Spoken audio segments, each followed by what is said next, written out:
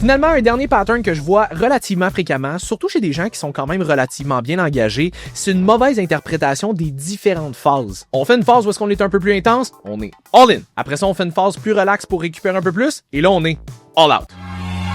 Le problème, c'est pas que les gens veulent tout lâcher. Le problème, c'est que les gens voient une phase qui est spécifiquement orientée plus pour la récupération comme une phase de permission au lieu de comme un outil. Souvent, ça vient avec un narratif qui est trop binaire. Mais ton corps fonctionne pas comme une switch on-off. Ton corps, il fonctionne sur un continuum de à quel point est-ce qu'on y va intense puis ou à quel point est-ce qu'on récupère. Réduire le cardio puis augmenter les calories, ça veut pas dire que je m'en vais au resto 4 fois par semaine puis je deviens un couch potato non plus, là. Résultat, t'as pas tant plus récupéré, t'as perdu les adaptations que t'avais eues dans les derniers mois, puis ta progression devient très cyclique. Ça fait en sorte que tu fais tout le temps le yo-yo, ça te cause beaucoup de frustration, t'as toujours l'impression de recommencer, puis ça te donne juste envie d'arrêter. Une phase qui est un petit peu plus permissive et qui est plus axée sur la récupération que sur la performance demande autant de structure qu'une phase qui est plus intense. La différence, c'est l'objectif, pas l'absence de cadre.